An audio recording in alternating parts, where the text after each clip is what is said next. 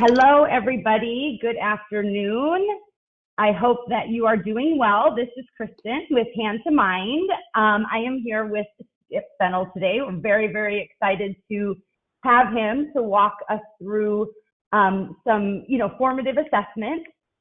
Before we get started, I'm just going to go over a couple of housekeeping things, so just bear with me here. You can see your panel on my screen. So just familiarize yourself with this because there will be a couple of points throughout the presentation today where, you're asked to answer questions. So that will be done in the question section of your panel.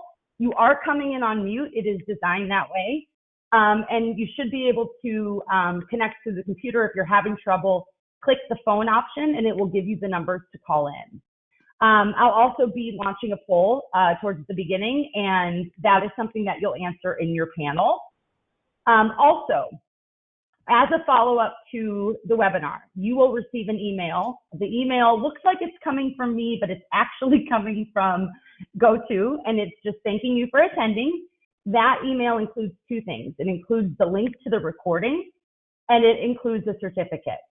If you are listening to this recording later and are not attending the webinar live, the certificate is not available to you. It is only automatically sent to those that registered and attended the entire webinar. So that's something that we have automatically set up and don't provide for those that watch the recording later. So these things will automatically come. Give it some time. It takes several hours to get this email. So if you don't see it by tomorrow morning, check your junk or spam, because it does sometimes get filtered out, especially if you're using your school email. Okay, so before we get started, let me just go ahead and launch a poll here. This is just to give us an idea of what your role is. So you should see a question pop up in the panel that asks you to choose an option that describes your role. So K2, 3, 5, or 6, 12 teacher, an admin, curriculum coach, coordinator, any sort of administrator role whatsoever or other. I'll give you just a minute to answer those, and then I'll share those out to Skip. Okay, close enough. Okay, so this is, we're about 80%, so I'm gonna go ahead and close it. So we're at 50% administrators.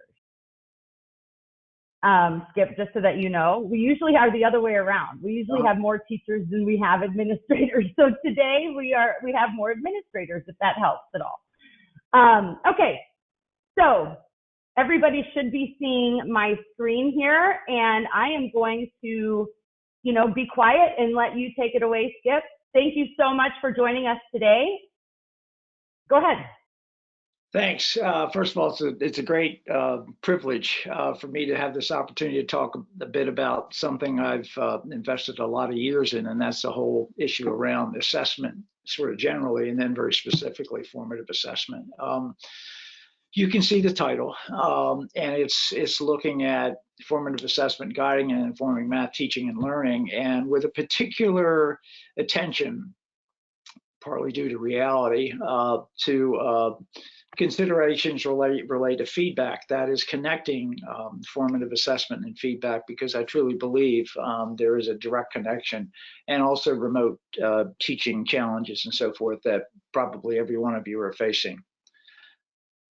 Go ahead. So I've been spending a lot of time taking what my colleagues John Ray and Beth Cobbett and I have done in the name of formative assessment, and connecting that to challenges every one of you are facing or have been facing for now over a year. And I'm going to wrap that very directly to continuity of learning. And I apologize, but I'm going to read to define what I mean by that. Continuity of learning refers to the continuation of education in the event in the event of a prolonged school closure or student absence. You can recognize that. It is a critical component of school emergency management, as it promotes the continuation of teaching and learning despite circumstances that interrupt normal school attendance for one or more students. So that's what you have been living with.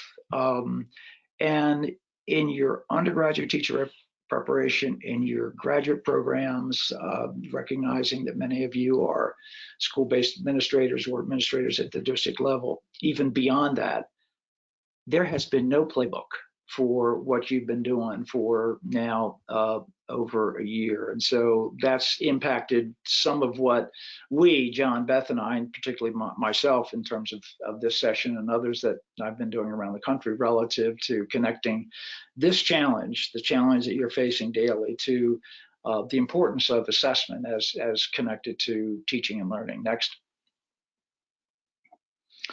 Boom, COVID-19. Without much warning or preparation, learners and teachers began remote teaching and learning. And by the way, while online teaching and learning is a major component of that, it's not necessarily that for everybody. So, but initially, the challenge certainly engaged that and continues to do so in many cases. Some issues that you all are facing: access and equity, including attention to legal requirements. In other words, access and equity, frankly, for some, perhaps many of you, is finding ways to get students engaged in teaching and learning in hybrid or face-to-face or online learning situations. This is impacting schools and school districts all around the country, as you well know. Assigning, receiving, and reviewing student work. I mentioned earlier about the formative 5, which is really sort of the root of this discussion. But so we've had to sort of think, if you will, a little differently relative to formative assessment, you know, face-to-face, when frankly it's not face-to-face. So thinking about that, engaging students, as I mentioned, issues around synchronous as well as asynchronous online instruction, and there are people in school districts around the country who are engaged in both of those with regard to online learning, both synchronous and asynchronous. So that is an issue. What hybrid models actually are, and that differs from place to place in terms of numbers of students, access to kids, and how many days they go on that. And frankly, the push to move face-to-face instruction that many of you either have or are experiencing. And then the sort of last bullet there is that the extent to which, quote unquote, this has become politicized, and frankly, the impact on the teaching profession. You know, I'm very have been connected for 4 or 5 decades relative to teacher education. Trust me, teacher education is an area of collegiate work that is suffering through this. You know, it's the profession is a challenge in terms of recruitment right now, given the political issues that some of you are facing and the extent to which that has become almost regular news. Some losses. Certainly not seeing students engage in learning on a regular basis is a loss. Not being able to assess student well-being,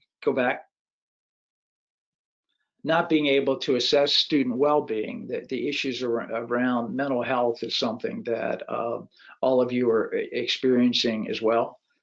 The inability to regularly monitor student progress and needs, because if you will, the delivery system has become a multifaceted delivery system. By that I mean hybrid students, online students, synchronous online students, perhaps asynchronous, and the extent to which face-to-face is involved in this. Now, I put some global issues down at the bottom of this slide because I want us to recognize that, you know, we're not alone here.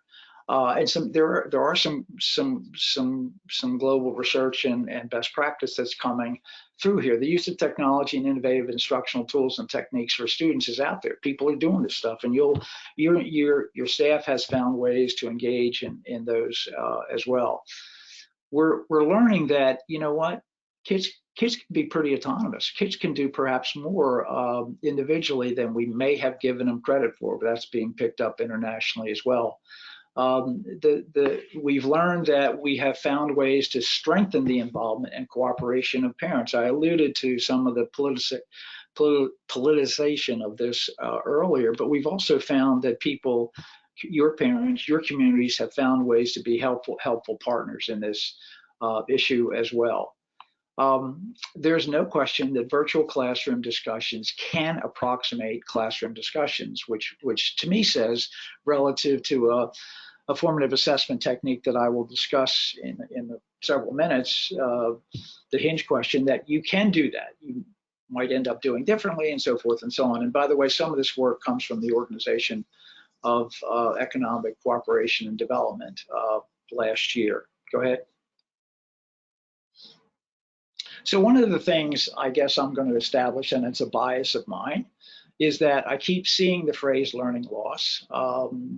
My personal note is that I don't care for that phrase, and trust me, for those of you who may know of me and perhaps have heard me speak in other situations, that's a very tactful statement on my part.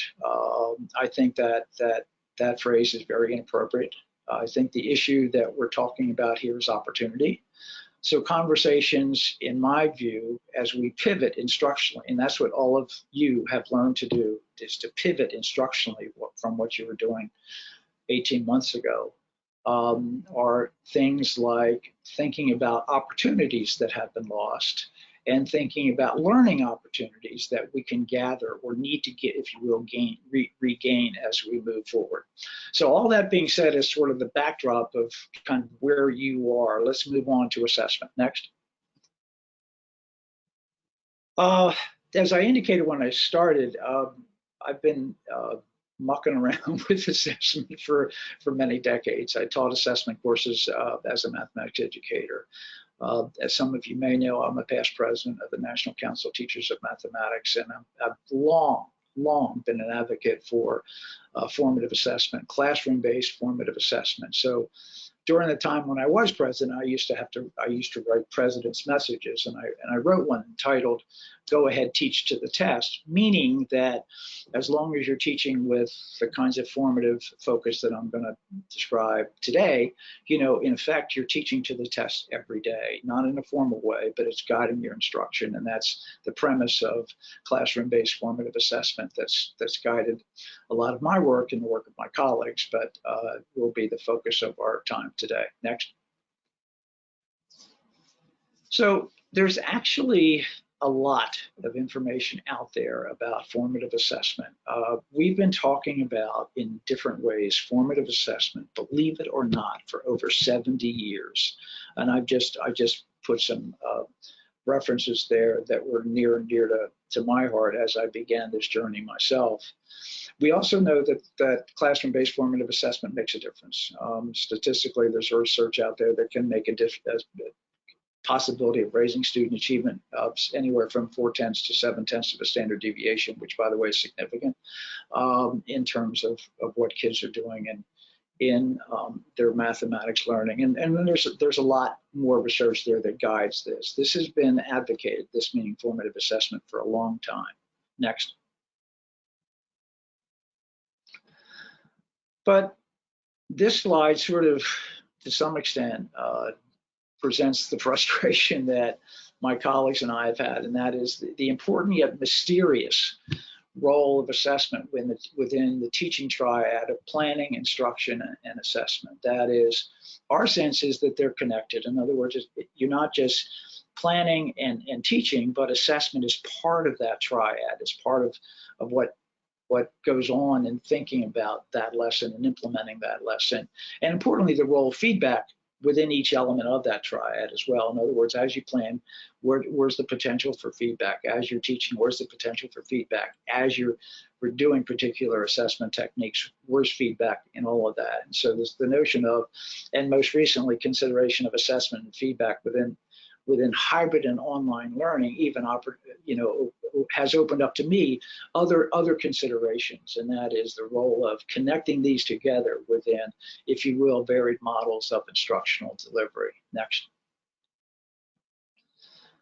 So I mentioned the book, The Formative Five, but I want to summarize what my friends and I, again, Beth Gobet, who is a current member of the National Council of Teachers of Mathematics Board of Directors and professor at Stevenson University, and John Ray, who's coordinator of mathematics in the Howard County, Maryland public schools, and a former member of the NCTM board of directors. We're longtime colleagues working together with math specialists for over a decade. And frankly, the notion about the importance of formative assessment and making sure the teachers understand that came to us from the specialists with whom we work, and we decided to do something about it. So as we, dug deep into this, we recognized the need to emphasize and enhance the use of classroom-based formative assessment and connect that very directly to teaching and learning. We noticed, there is a ton of stuff out there published about formative assessment and services and so forth and so on. Google formative assessment anytime, and you'll see, first of all, as millions of hits. Including the fact that you can buy formative assessment, which to me destroys the notion that it's connected to your classroom and your teaching. So, I think there's a lot of need there to, if you will, focus on bringing formative assessment to the classroom and bringing it to teachers in very understandable ways. And I also mentioned John and Beth and I have been talking about this for at least 3 years now, and we usually, in if you will, face-to-face presentation, present a number of what we refer to as surface level tricks that are allegedly formative assessment that we have shall we say, we're challenged to believe they make a difference. So our premise was, we took, if you will, a lot of that stuff and we distilled a lot of suggestions into a small palette of formative assessment techniques. Next. So before I dig deeply into what essentially I'm going to present to you, I'd like to provide at least an opportunity for you to provide a response in the chat space of this presentation. The response, to the following question: what does formative assessment look like in your model of continuity of learning? By that I mean your elements of teaching right now, where you teach, where you work, where you serve as a school-based administrator or supervisor, whatever, whether that's face-to-face classroom instruction, a hybrid model of sorts, any sort of online, be it synchronous or asynchronous, or frankly combinations of all of those. I live in a school district in Maryland where all of those are happening right now, and you talk about no plan book for that, or no game plan for that in teacher education. None of your teachers certainly had that in our own teacher education program. But seriously, what does that look like right now for you? Just a quick response in your chat. And Kristen, you'll have to maybe spot check a couple of those. I'm not seeing any. We'll maybe about 20 seconds or so, and then we'll move on. Okay. So I just sent the same question in your question feature. There we go. So thank you for responding. Small group materials, formative assessment guides, doing it virtually or in person. The Zoom, I'd love to know what you're doing for Zoom formative assessment. Google Read and Write, Pear Deck and Whiteboard. Okay. Flipgrid. Okay. Cool. Review, let's see, quick exit ticket, Google Forms. Man, these are good answers. Good job, guys. Oh, this is great. And frankly, for someone who's been, if you will, doing this since the pandemic hit and trying to move people in the direction of what I'm hearing, this is really great news. You're going to see some of your techniques, by the way, in this presentation. So that's great. Keep going. Chat boxes for ideas. Let's see, Schoology platform. Whiteboard held up to camera and lowered the Chromebook lid so that I can watch them write or use the math manipulatives from a kinder teacher. That is outside of the box. I love it. This is what this shows is, I would almost ask you the question. So were you doing this, last April? In many cases, probably not. I'm involved. I hate to linger on this, but I'm going to stay with it for just a minute. As I indicated, I've been involved with math specialists for a time. We have a project dealing with specialists, and we surveyed math specialists around the country in terms of what are the major changes that they're dealing with. And we found that the specialists have spent a lot of their time helping their teachers become more comfortable with technology in general, and then some of the technological tools you're talking about with regard to helping with instruction and also assessment as well. So, okay, let's go to the next slide, Kristen. Okay, great. I was having fun with that too. Sorry. Yeah. So this one, no response needed. But in light of your school's a year plus, because it is a year plus now, and given kind of where we are, and I just will say that Anthony Fauci, and I have a bobblehead over on that shelf of Anthony Fauci, I won't bring it here, is somebody I listen to on a regular basis, and so I listen to him, and so there's a pretty good chance that in the fall of 2021 things will be, somewhat close to normal. What do you think formative assessment should like in the fall? Go ahead and play with the chat, but I don't want to know that because I got to roll through these slides. But that's something to think about as you think about your new year, particularly given what you said earlier. Next slide. Okay, so as indicated, we distilled all this, if you will, stuff of formative assessment into 5 classroom-based techniques. Using observation, using interviews, using what we refer to as the show me technique, using a hinge question or hinge point questions, and then exit tasks. And that's what you're going to hear about as kind of the palette of classroom-based formative assessment techniques that we describe in the Formative 5. Next.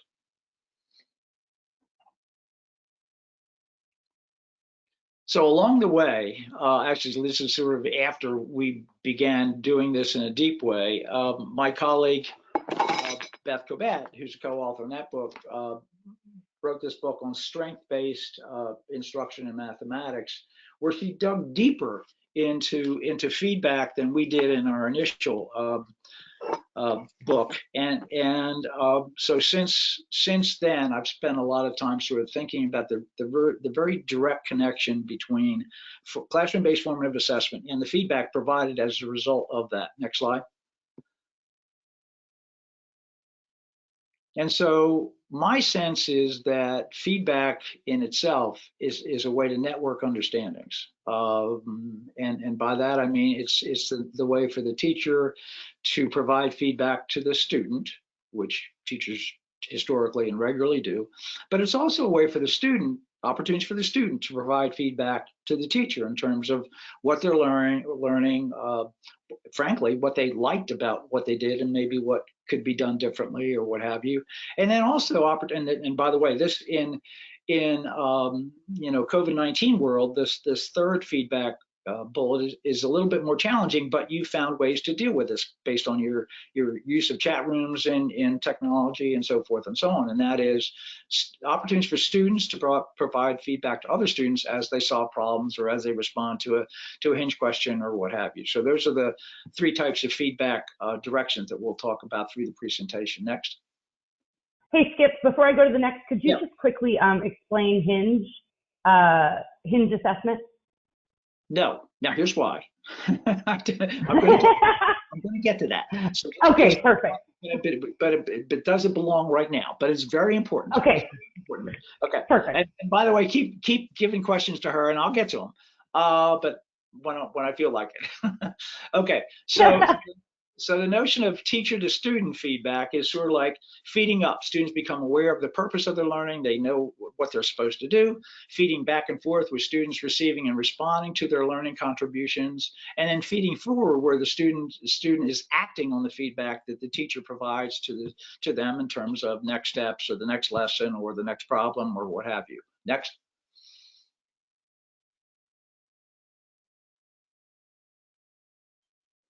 Next slide. Student to teacher, prior to the lesson, students framing their involvement during the lesson in different ways in which they can do that, and you can read that because of time. I'm not going to read all those student statements. During the lesson closure and perhaps after, what was the best part of the lesson for you? What could I have done differently to help you more? Those kinds of things. Different ways to sort of, if you will, break out opportunities for students to provide feedback to the teacher, which hasn't frankly been talked about as much as what we're doing here and as Beth did in her strengths book. Next slide. And then student to student feedback. More than half the verbal feedback that students receive come from their classmates. And this is from the work of John Hattie, and some of you, I'm sure, know his work. So providing opportunities for peer feedback is a perfect opportunity to illuminate student strengths. And that's from the Cobat and Carp book that I showed earlier. Important to this element of feedback, however, is sort of something that teachers have to establish, and that is issues around class norms and protocol regarding student-to-student feedback and when it may occur. In other words, do you do that? Are you going to have that during the lesson? Perhaps, depends on the lesson. Or are you going to have that as an element of the lesson's closure? Perhaps, again, it's kind of dependent on where the lesson is going, perhaps the mathematics and so forth. Next. So formative assessment includes all activities that provide information to be used as feedback to modify teaching and learning. That's that formative assessment connection to feedback I was describing earlier. We know a lot about formative assessment, and what I'm suggesting pretty strongly is that there's a direct connection between that and feedback. In other words, they're parallel. They're very much connected. You could argue that feedback is formative assessment. Next. So the formative 5, as I indicated, consists of these 5 techniques that engage students in classroom-based formative assessment. Next slide. The first 3 of these I refer to as monitoring types of assessment strategies. These occur during the lesson, and it's when the teacher monitors how students are doing within a lesson. So the first one is observation, and every classroom teacher in every lesson that they plan and if you will deliver, observe, and they observe students as they engage in that lesson. And what we try to do is say pretty strongly, pay attention to what you're seeing. Use what you're seeing to help advise you in terms of what students are doing, in terms of your next steps and so forth. Next. So if you were observing students, what do you hope to observe? What types of representations might you expect to see? How would you know it? As you think about what you'd like to observe in that lesson that you have planned, how would you know it when you see it? What particularly unique or advanced responses might you observe? And then how might I recall what it is to be observed? So one of our major premises is to say, let's stop thinking about assessment as I'm out of my screen when I put my arm up here. Let's stop thinking about assessment as something out here, but it's directly connected to your planning and your teaching. So as you plan that lesson, as you get ready to teach it, what do you expect to see? What do you think you're going to observe? What do you think some of those kids, and who they are, might do differently? And then, as I mentioned at the start of the show, if you will, we've had to think about that. Okay, what if you're observing students using a synchronous model of instruction online? You can do that in some of the ways you responded to the question earlier. You can see them doing particular activities. You might put them in individual rooms and if you will, observe them as small groups. So that's sort of easy by comparison. But here's what I mean by comparison. With an asynchronous model where they're basically picking up stuff and you're not seeing them do that, what I have found is that teachers are finding ways to sort of have them do, if you will, a video of themselves on a phone or whatever, and looking at that as a way to do that. In a hybrid model, it's sort of different because you have them, if you will, face to face for part of the time, and you can do that. Or maybe you like teachers where my grandkids go to school. There are some students who are face to face hybrid in the classroom. And there are other students who are on the teacher's monitor, and so you're working sort of hand in hand doing that, but it's possible. And then related considerations, of course, as I go through all these techniques with regard to remote learning is, how might you record what it is that you're observing? And I think it's important to sort of have some notation, and there are lots of ways to do that. And how and when are you going to provide feedback to your students as they are, doing whatever it is they're doing, and possibly allow them to provide feedback to each other as they, solve a math task or what have you. Next. So you may be familiar with, I don't know that I heard it with response to the question that we provided, but the online site Formative, where it's actually goformative.com is a great opportunity for kids to respond to problems, and then you'll have a good classroom look at those as a way to, if you will, observe them as they're working. And even if they're using asynchronous, that's a work. This is a very popular tool for people who are involved in distance learning in any way. Next. So on to interviews. This is a comment from, as we piloted the 5 formative assessment techniques I'm talking about here. We piloted them with people who work with math specialists, and we piloted them in school districts, in this case in Frederick County, Maryland. And I thought it was interesting. Here's somebody who says, for some reason, I thought you only interviewed those students who were having problems. And so what we wanted to do as we thought about this particular technique is to get away from, if you will, a deficit model for having an interview with a student. Next slide. There's, again, a long history about interviewing kids in terms of how they're doing mathematics. What has been the case, however, is that a lot of that work has been on clinical interviewing, including the work of J. Fred Weaver, including the work of Herb Ginsberg. Some of my work early on has been interviewing within a classroom setting. My sense is that when you interview a child, you're essentially extending the observation. You're seeing them do something.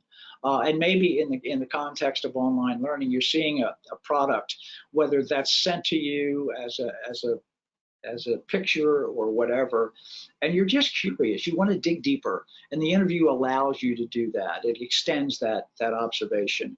Take some time. It's focused. It tends to be one-on-one or a small group. By time, I mean 5 minutes or less. I put a timer on that. It can't take any more time than that, frankly, because you've got other things to do, and you've got other kids to sort of deal with. And we have found creative ways that teachers are using interviews. They'll use interviews, if you will, after math. You know, can I see you in the back of the room at this particular time? Other teachers actually put, you know, a desk or something in a place and say, okay, at some point later in the day, I want, you know, back at the table, we're going to have I want to talk to you about something I saw. So there are ways to do that. I want to once again say very strongly that use of the interview as a formative assessment technique is not a deficit-based technique.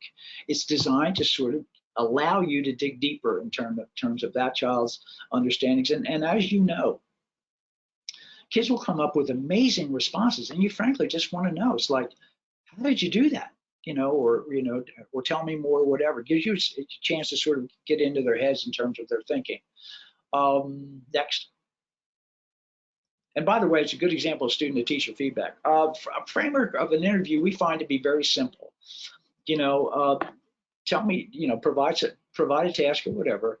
Tell me how, walk me through that. How are you solving this particular task? Tell me why you did it that particular way, and can you tell me anything else about this? And so, again, I want to keep these brief, but I think those sort of questions will give you a good lead in terms of what we're doing. By the way, before we go on to the next slide, for each of these 5 techniques, there are tools that we created, online tools, and I'll show you a slide towards the end of this presentation where you can get them. And they're adaptable. They're in Word, and so you can kind of fix them to your needs and so forth and so on. But for instance, we have a tool for the observation. We have multiple tools for observations, multiple tools for interviews and so forth. So they're out there. I couldn't pack them into this presentation. Next.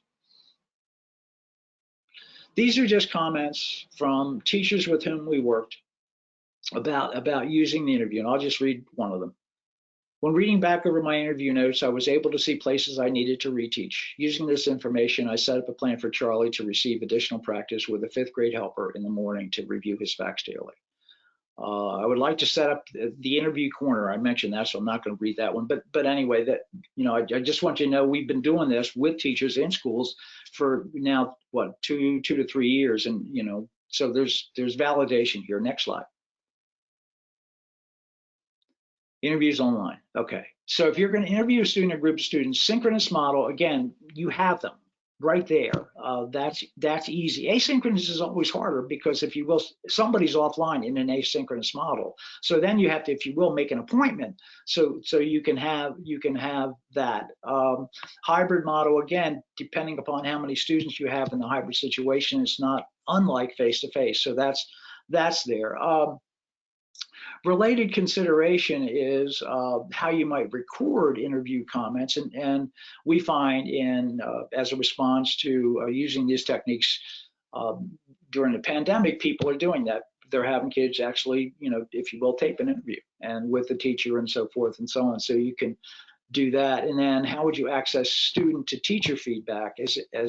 As indicated earlier, I mean, the interview really provides a great opportunity for the student to give the teacher feedback in terms of where he or she is with regard to this task. And, I might need more of this, I might need more of that, and the like. So that's the adaptation we might suggest. Next. So some tools that, again, spotlight on distance learning that actually I think we heard earlier. So Google Meet, I think I heard that as a response to the question. That's something you can use for synchronous work as well. Flipgrid, I think I heard that. That's becoming very popular. I hear a lot about that. Asynchronous tools, kids can certainly use Google Docs, Google Forms, and so forth. They're recording it, if you will, and then it's up to the teacher to find time to take a look at that. And then I think I also heard discussion boards as a way in which you're dealing with that as well. Okay, let's go next. So Show Me is a classroom as formative assessment technique that basically we created. And we found that, again, observation and interviewing, and Show Me as well, are ways in which you can use formative assessment to monitor the lesson. The lesson's going on, you're on your feet, you're driving this thing, however you're driving it multiple ways now with online, hybrid, face-to-face, whatever. A Show Me is a performance-based response to what you observe. In other words, we found, and Kristen, you'll appreciate this is a great opportunity to Show Me to really engage kids in using materials, manipulative materials. Using the base 10 blocks, show me how you might represent 324 3 different ways or whatever. Using a number line, show me how you're going to decide, show me how you're going to add those 2 fractions, or show me 2 equivalent fractions or whatever. I have always referred to it as a stop and drop activity. Here's what I mean by that. You're observing students, they're working in small groups or whatever, perhaps the entire class.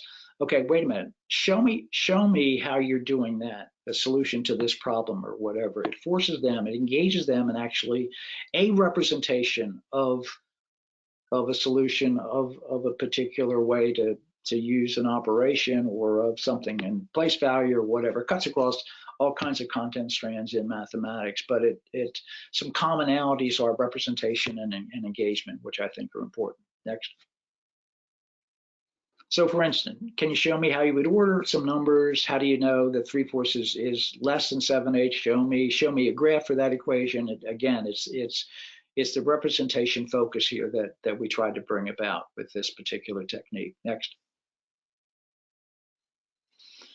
So how could you use this within a synchronous model? Again, pretty easy in terms of just show me, online, show me in the chat rooms that you might have for the classroom. Asynchronous, it could be an assignment that you might be using one of the tools that we showed. Maybe it's a Google Doc tool or whatever, and then you would take a look at it when you're looking at those kinds of responses. Similarly with hybrid, you would have students perhaps assign it while they're there on the day they're in class face to face, and then look at it or have them show you visually when they're at home, or perhaps the reverse. They're doing it at home and then they show you physically when they're on site. Again, related considerations is recording those comments and sort of accessing student to teacher feedback in terms of them responding to you in terms of, how comfortable are you using the base 10 blocks or using the number line or whatever, because I think as important as representation tools are, I don't think we can assume that people are immediately comfortable using such tools and such techniques. And so making sure that those opportunities are provided is very important in the process as well. Next.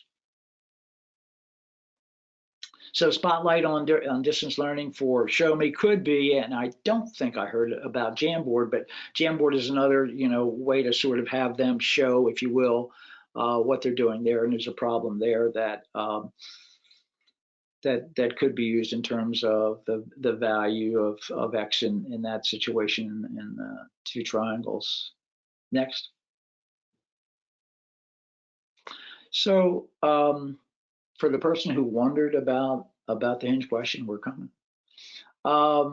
The importance of questioning in classroom discourse is something that really, was, if you will, a fallout as we were digging deep into what should classroom-based formative assessment look like. And so I'm not going to read this slide, but one of the things we know is that teacher comfort, teacher confidence in asking questions and being able to, on their feet, go somewhere with responses, forward or backward or rephrase or whatever, is not easy. And I would harken back to when any of us began teaching for the first time and started framing and asking our own questions and realizing that they were way up here or way up, so the issue of asking challenging questions, listening to student responses, there's the feedback thing, by the way, and some of the other issues that we're talking about here are really important. Next.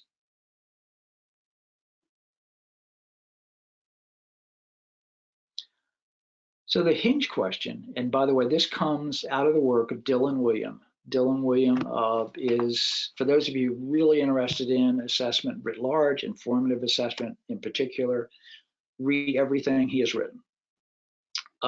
He has clearly guided my work in this area. He's a great guy. For some of you who know him, I mean, by the way, he's a great presenter. I mean, he's got the great English accent, which I don't have, but that's okay. But he's a great guy. Anyway, we took the notion of Hinge questions or Hinge point questions and adapted it for our work. Provides a check for understanding of proficiency at a hinge point in the lesson.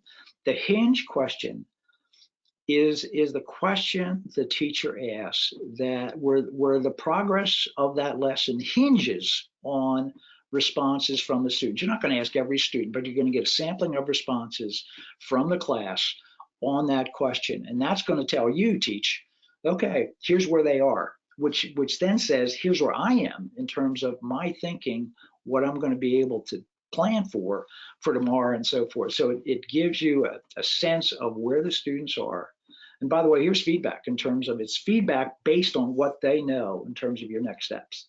Success of the lesson hinges on responses to such questions. Hinge question responses impact both planning and instruction, because it says to you, this is what I'm going to plan tonight based on these responses.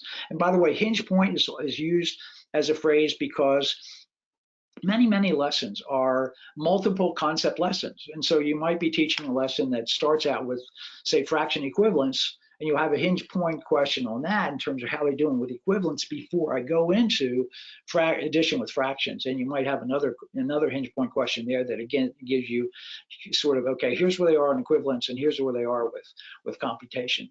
Other lessons, you'll have a hinge question, and you would have a hinge question every day towards the end of the lesson. Next slide. And these are the ways in which hinge questions are derived. And it's one of those situations where you either pay up front or you pay later. And here's what I mean by that.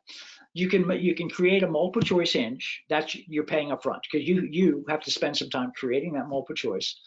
And you want to make the distractors A, B, C, and D in this case sort of believable. And in other words, by believable, particular responses will give you a clue in terms of where the students are with regard to perhaps a misconception or a misunderstanding of something and so forth. But they're quicker for you to deal with. You'll kind of know where they are. The more open-ended or traditional hinge question does not have that. And those are easier to create, But then you have to sort of try and make sense of where those responses are, because they could be, you know, kind of all over the place. There are probably advantages to either side of that, depends on where your class is and so forth. And so you have two sort of related questions here. The new Ray Center auditorium, 78 rows, 30 students in a row. What's the best estimate? So you have that. The McCord Mansion and garden with 78 rows of flowers and other plants with about 30 flowers or plants in each row. What's a good estimate for the total number? How do you know it's a good estimate? And so forth. So you get a little different kind of response with the open. I'm going to say it's more open. It's not necessarily open-ended because they're asking for specific stuff, but it's not as direct as a multiple choice. So those are your options in terms of Hinge types. Next. And then that will vary based on learners, but decisions that you make relative to Hinge are, is it a Hinge point? In other words, will you have multiple because it's a multiple concept lesson, or a Hinge question, that you'd know that. The Hinge question, think about this for a minute, is diagnostic, sort of. It expands the interview. When you ask the Hinge question, diagnostically, you're getting a sense of where the class is with regard to that mathematics today. And it helps you think about, okay, when I sit down later tonight and think about planning as to the next step, I've got that information. So it's kind of a class diagnosis in a way. And then you have to decide whether it's multiple choice or not. And by the way, some teachers we work with use student response cards. They just raise them A, B, C, or D if you're using multiple choice. And then what we describe as the 2-minute rule. In other words, you frame the question, you ask the question, students respond, and on your feet, you get a sense of where students are, and then you're done. So there's a 2-minute rule in terms of that. Again, I hearken back to that first slide on questioning. Experienced teachers become good at this, become good at questioning, become good at thinking about the importance of a Hinge question. Early pre-service teacher candidates, people new to the profession, and I mean, as we have worked with teachers over the last 3 or 4 years, the Hinge question is the hardest thing for teachers to not to understand, but to pull off well. And so it is, I think, is incredibly valuable, but it's something that's new for a fair amount of people. Next slide. This is just, I mentioned tools, and this, I didn't have time to put all of them in, but this is a tool to help people create a Hinge question in terms of, you know, designing it and so forth. And by the way, what we have found is, because these take a little time to create, and of course you'll have to develop this as you plan your lesson, right? You're not going to wing it, at least I hope you don't. I mean, you'll wing, by the way, based on responses, you might wing some next steps, but and that's fine. That's what experienced teachers do. But these are some elements that you want to consider as you plan, and those are among the tools that I mentioned earlier. And as you work with teachers, for those of you who are school-based leaders, you would want to do this. And what we have found too is that teachers create, you know, files of good Hinge questions across grade levels or within grade levels, and then they adapt them based on needs, so they don't have to continually create time after time after time. Next slide. So Hinge questions online. Okay, again, think about what we're dealing with. Synchronous learning, online learning, not too bad, because you can have those responses. And by the way, here's a class situation where, and by the way, this isn't an issue nationally, and I get that sometimes I'm not taking anything for granted. When I say synchronous, I know the kids are with you in the class. You may not be seeing them. I get that. I know that there are elements of that which I totally understand, but you can at least hear their responses. More challenging with regard to the observation technique, isn't it? But so you have that. In terms of asynchronous, again, you can use some of the tools we talked about earlier, and they can respond, and you can look at those, if you will, post lesson. Hybrid depends on how you're running the hybrid model, so there are issues there. And then where might one find ready-made samples of good Hinge questions? And what we have found in working with both teachers and math specialists is that they go online, and trust me, there's a lot of stuff that I would not advise anybody to use online, but there are some. If you look deep enough, you can find some good questioning, and you can do questions, and you can adapt them to meet individual needs. So that's there as a possibility. And we're going to show a couple of those next. Go ahead. Actually, after when we get to the exit task, I apologize. So the fifth technique. By the way, notice that I just lost the webinar. You did? Yeah, I don't see the slide. You're on the exit task screen. Okay. No. Yeah, I am on the exit task, but I don't see it. Oh, it's up. It's up. That's really strange. Yeah, it's totally up. I can see that the audience can see it. So that little flowered icon may have just gone away on the bottom of your screen on the toolbar. Make sure the flower icon's open.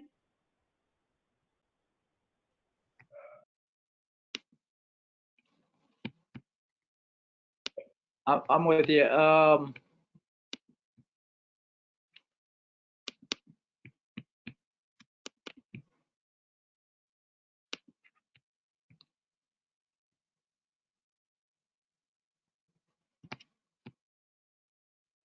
I don't. It's going to have. It's okay. Go ahead. Yeah, it's okay. I think you only have a few left, right? We only have a few left here. You're on exit. Can you see it on your screen? What I'm going to do is I'm going to bring up my slides. Okay, perfect. So you're on the exit task. So just bear with us, everybody. Just a minute here. Okay, I'm going to go over these sort of quickly because of time. But relative to the exit task, one of the things we wanted to do as we wrote this is sort of indicate that the exit test is like a capstone of the lesson.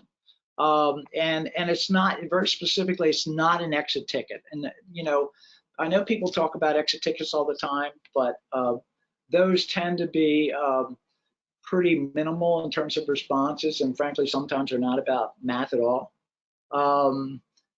So by the way, Kristen, you hear me okay, right? Yes, Hello? we hear you fine. Okay, fine.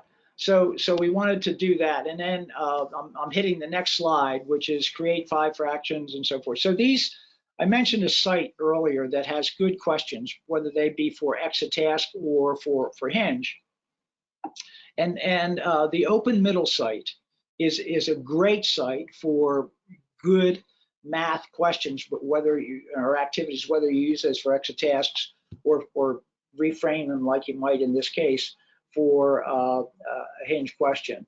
Create 5 fractions, and I'm going to flash through several of these. And then using the digits 1 to 9 to create 3 equivalent ratios is the other one. Another good activity as an exit task, and you could rephrase as a Hinge. And then also in terms of the spotlight on distance learning for this one, a reference, and I don't know that I heard it in response to the question earlier, but Pear Deck is a good place for considering particular tasks, and we have a task here from Pear Deck which is a fraction task that I'm just showing as an illustration of that from the perspective of online learning and so forth.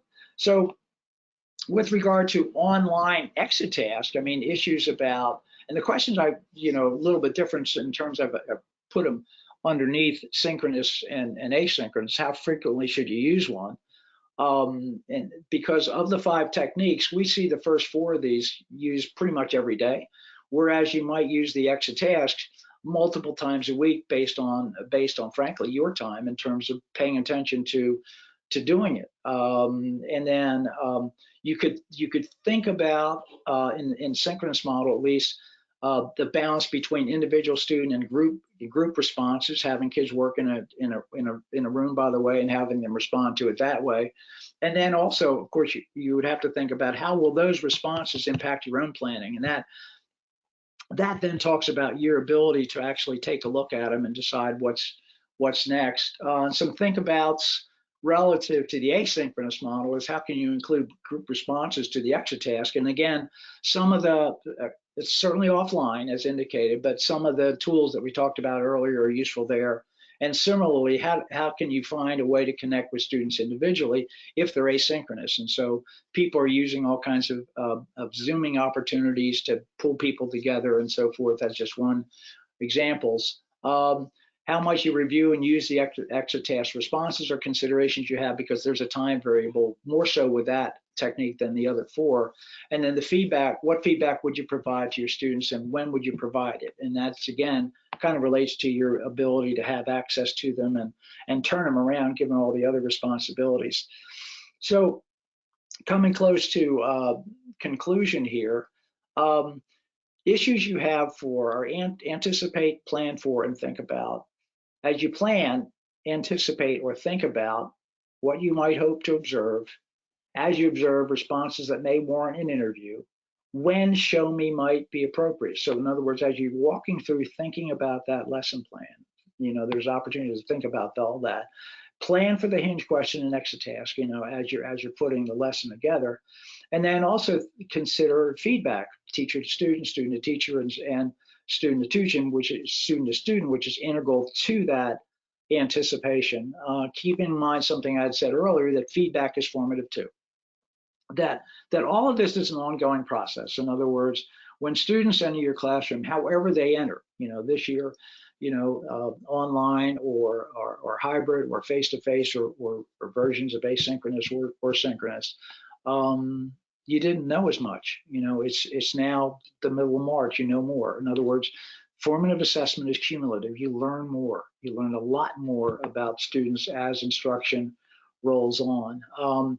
Virtual teaching and learning, thinking about, coming access, which we talked about differently. I say, let your mind run wild here. The importance of filling your room. In other words, getting them engaged in the class, in the mathematics. Diagnosis done differently. Strength spotting, which is not a deficit model. In other words, too often we think of diagnosis as starting with difficulties. What we're saying is start with strengths. And that's the premise of Beth Cobett's book on strengths-based teaching. Content starting points, what's important, okay? That it's not an issue of learning loss, as I mentioned earlier. It's an issue of, okay, what are the opportunities? And the opportunities are, let's make sure we decide what are the really important things mathematically for particular grade levels, and whether we look at NCTM's curriculum focal points or the critical areas of the Common Core state standards or your version of state standards, knowing what are the essential expectations are really important as content starting points for classrooms around the country. Regularly implemented communication opportunities for interview, show me, and hinge point questions that are targeted. Exit tasks, we think in the current response to COVID-19 have become summative, because we don't have summative assessment as we might typically think about it. The possibility of the exit, the 1 week or 2 week exit task, has become somewhat of a summative opportunity. That's something for you to think about. And then the three notions of an opportunity for feedback, as we mentioned and talked about earlier. This slide, what we know, just summarizes that what we have found in our initial piloting, 2 to 3 years work of pilot and data collection and so forth. We know that the teachers need time to think about and seriously connect planning, teaching, and assessing. We know that everyday use of the 5 techniques entitled the Formative 5 works. We're getting all kinds of hits relative to that. We know the importance of feedback in terms of digging into connecting that with formative assessment. Support is more than helpful, it's necessary. My personal observation that this work has hit a nerve, that we have a lot to address in terms of connecting assessment, particularly classroom-based formative assessment, to teaching and learning, and the importance of going at that from a strength-based perspective.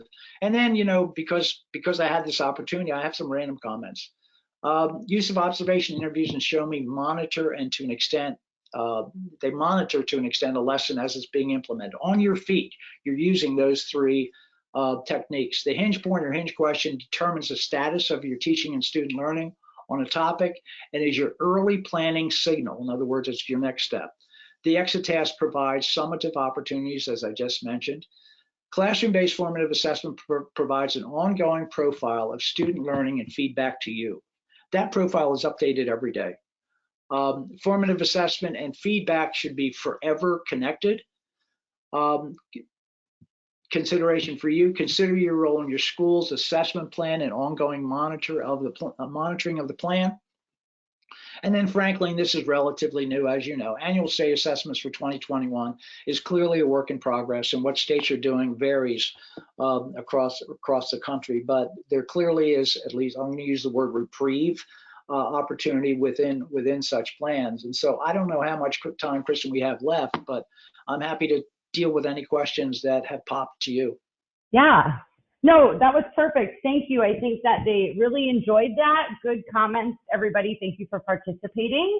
And I think we did good with the, we were having some technical difficulty earlier, so I think we did great with me driving. So great job, Skip. I do have a couple. So sure. You mentioned somebody, was it Dylan? Who was the name? And this was a while back, but who was the name that you just mentioned? Dylan William. And okay, William, Dylan William, and William is spelled with one L, W-I-L-I-A-M. And he is, in my opinion, the best resource in terms of research and best practice for formative assessment, and has been for at least a decade. And his work is really, it certainly has influenced me. It's influenced our book, The Formative Five, in a major way. And by the way, he wrote a very nice endorsement of that work. But he is emeritus professor of educational assessment at the University College London. But he's in the United States all the time. And I think actually he lives in Florida, to tell you the truth. But you can Google Dylan William and you'll find all kinds of stuff. Okay, perfect. You also gave really good tools, so thank you for that. Oh, by the way, yes. At the very end of the slides, Kristen, I don't know, can you show? There's the next to the last slide. Let me see. There's a website. Is this it? Yeah. Resources, Corwin, Formative 5? Okay. Yeah. Okay. So if people, I don't know, can you make the slides available to people or something? Yep, like I can put this. I can actually put this in the chat box. So I'm going to copy this link into the box for you all. Anybody who's interested, you can go there and you can get the tools. You'll have to kind of muck around with the website or whatever. But all the tools that I alluded to, I mean, we have tools for each of these 5 techniques. I just didn't have enough time to present them, and walking them through would have taken way too much time. But for those of you who are trying to get teachers connected to the process of using classroom-based formative assessment, having the tools would be helpful, just as conversation starters and planning starters as you work with, say, grade level teams or whatever. We use them often. And by the way, they're not, we set them up in such a way that you can mess with them. In other words, you can kind of like make them your own, make them fit the needs of your school or school district. I'm not even teaching right now, and I may have to go check that one out myself. So that link is now in the question feature for all of you, as was the previous one that we shared just a little bit ago with the fraction example. I also put that link in there, so make sure that you snag those. And then just general, what have you seen as the most effective techniques for engaging students in an online model? Well, as I indicated throughout the presentation, we've worked I'm doing this presentation, but John Ray and Beth Cobbett and I have worked really hard in saying, okay, here are these 5 techniques that we talked about and we published, 2 years ago. And now all of a sudden, as I said, boom, how are we going to do that? And so the slides that I showed and some of the online tools that I mentioned have really allowed us to do that. I mean, the asynchronous model of online is more challenging because you're basically dropping stuff, and it's harder, if you will, to have them come to a meeting, have students who are receiving instruction that way come to a meeting, use things. Now as I indicated, Google Doc and Google tools are helpful in doing that, but it's still off-site. So unless you make an appointment, okay, go here at this time and do that. But then frankly, it's no longer asynchronous, it becomes synchronous. So that's the most challenging. What we found is people are becoming very creative in using, Padlets and other online tools to sort of get students to engage and respond in a way that they can see the work of others and they can see other responses and so forth and so on. Has it taken some doing? Absolutely. Again, there was no playbook for that, but more and more, I think teachers are really becoming so confident in doing this, and they've learned some things that frankly they're never going to go back. They're going to, if things become somewhat normal in the fall of the 2021-22 academic year, they're going to continue to use some of the tools we talked about. Perfect. Okay, so I just have to tell you that the comments are very, very overwhelmingly positive. So just thank you. This was an amazing session. Tons of great information. Great webinar. Can you still see? Yeah, I can still see you. Okay. Yep, you've been live the whole time. Okay, good. I haven't scratched anything or looked stupid. I was worried about that. No. You've been in the, yep, I've been able to keep an eye on you the whole time. Right, so good. I hopefully they've seen you as well. And I just put the code, everybody, to the goformative.com. That came up, Monica. Okay. Sorry, I just saw that. I just put the code in the chat box as well. Well, I'm not, by the way, I'm not sure. Just so you know, I'm not sure that code's going to work because I used that in another presentation. I couldn't get rid of it. But anyway. Okay. Well, here I'm going to show it. The Go Formative website is where they need to go, and then it's free and you can use it. Okay. Fabulous. All right. I think we're, just for the sake of time, I think we are going to go ahead and wrap this up for today. But Skip, that was phenomenal. Thank you for sharing such a good information with them. Good, just good strategies and techniques, and your expertise is always appreciated.